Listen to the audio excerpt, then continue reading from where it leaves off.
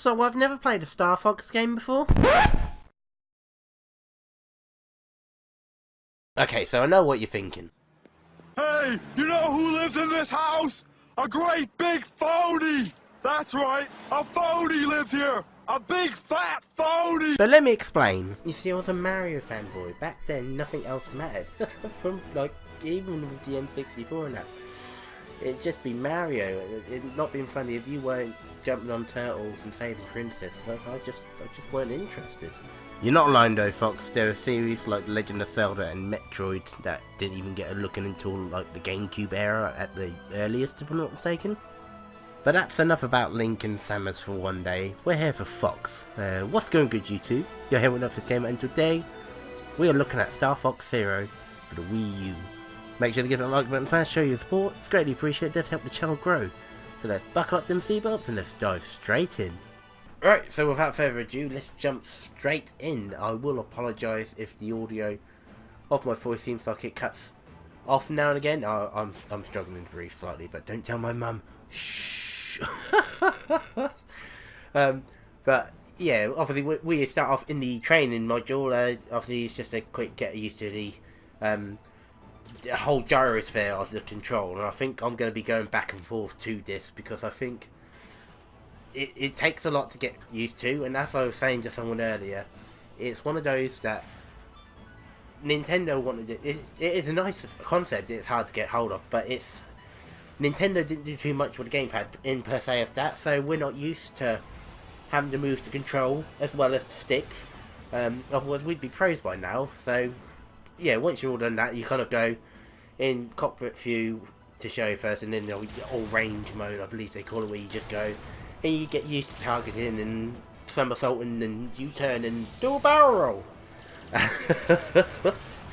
Which is all fine and dandy. Again, you know, spend a bit of time before you go straight into the story mode on this, because it's going to be handy. I mean, I was probably about 3-4 levels in before I started to get used to it. But as you'll see in like a couple of the clips, well, I crash into a lot of things, and but that's my second hint as well. First one is get used to the gyrosphere, not gyrosphere, get used to the gyro controls. The second one is you've got to pay both attention to both screens slightly. You know, if I had to say, I'd only use the gamepad for when you're like in, say, big boss fights, or you have to take down a certain amount of enemies, then you need that precision.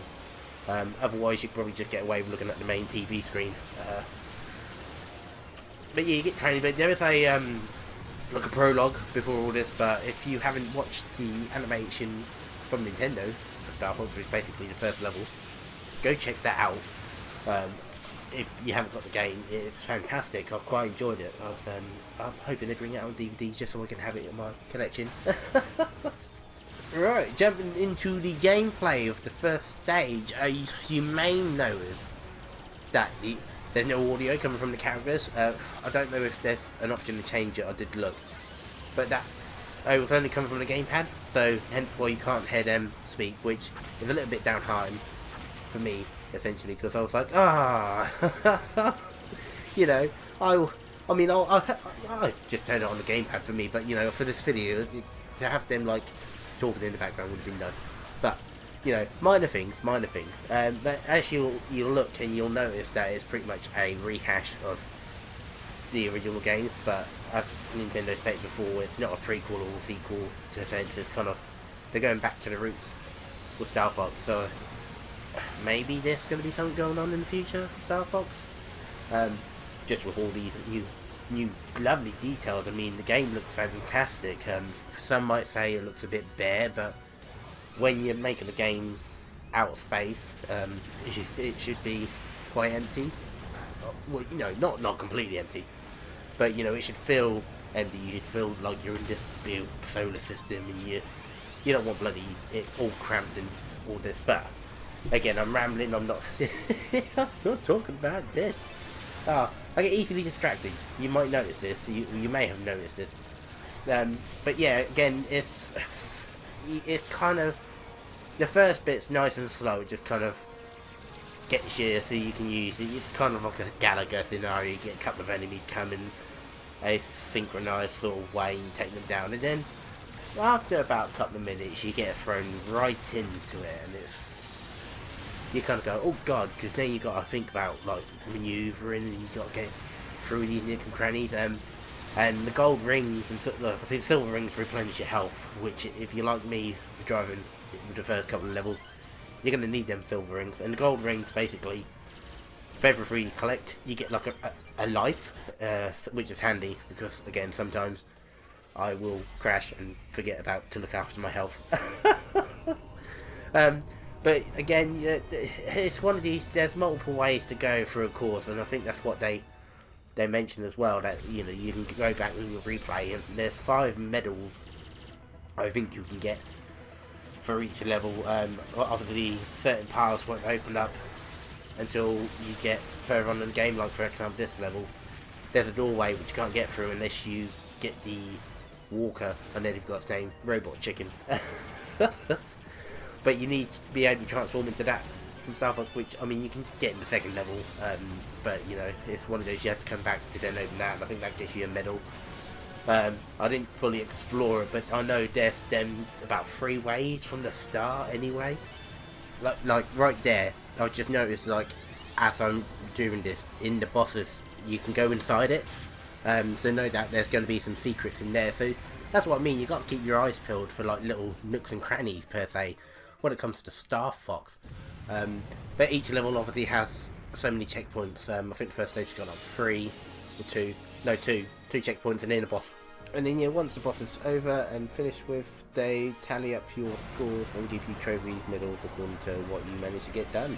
So now going on to like the other vehicles, I'll touch on the Walker first. It's weird. I mean, I thought it'd be quite simple. I thought it'd be the simplest ones out of the 3 that I played, and yet I had more trouble with this with the Robot Chicken than I did. And I would like to admit, it was you know what it felt like? It felt like in Sonic Adventure 2 with Eggman and Tails with their little like robot walker. But obviously this one's a lot more faster, so I was crashing into a lot of walls and I was just running into enemy fire as I was going around corners. It's quite funny when you look back on it, but it was a little bit stressful. So again, I think there's no time in the level, so you can have a little play about with these if you need to. That's what I like about this game. There's no rush, essentially, although you are technically moving all the time, so it kind of, you know, I'm contradicting myself. Now it's worth mentioning that I didn't get to a point where I could play as the Landmaster, so I haven't got any footage of that, which I'm quite upset about. But what I do have is the gyros there. Now I thought, watching it all, I thought, oh, this is going to be like so lame, and like the missions are just going to take forever with this, but I actually quite enjoyed the gyros there. There's a numerous couple of things. First, obviously, it's not as slow as you think. It handles probably the better out of the 3 for me, so again that's a bonus, which meant I can get into it as like smoothly as possible. And then the little robot, what's his name? Direct Eye. 1, he's got an adorable, cute little voice. 2, he's on a tether, so it's only like a certain distance he can go. But you can you can make him push, like he's walking along, and then he's pulling the gyrosphere along. But yeah, and the missions with the gyrosphere are quite slow paced, so it's, you know, it's a nice change from what the rest of the game is. So to wrap it up before I go rambling on about the control schemes again and how I think most people are ridiculous for complaining about how they work, overall I enjoyed the game, what I played of it. I will be playing it again over the weekend. It's one of those that, like, I like it. I feel like I'd have a bit more appreciation for it if I'd have played one of the previous games. I mean, all in all, I've had a fantastic time with the game, and I'd suggest it to anyone, especially if, well, a fan of Star Fox or not. It's definitely one of them games that's worth picking up for your library, collection of games for your Wii U if you haven't already. And again, you know, I think I've said about 8 times during this game, get a hang of the controls before you just jump straight into the game. It's going to benefit you ever so greatly. So, heed my word, young Padawans. But yeah, I'm going to wrap that up there before I pass out. No, I'm joking. I'm going to wrap it up there before I go on too much and make no sense. So if you did enjoy this video, make sure to give that like button, smash, show your support. If you made it to the end, then thank you for watching the entirety of it. Let me know what you think about the game if you've played it, or from what you've seen down below in the comment section. But I've been NightVis Gamer, you've been a wonderful audience, and I'll catch you in another episode. Good night, people.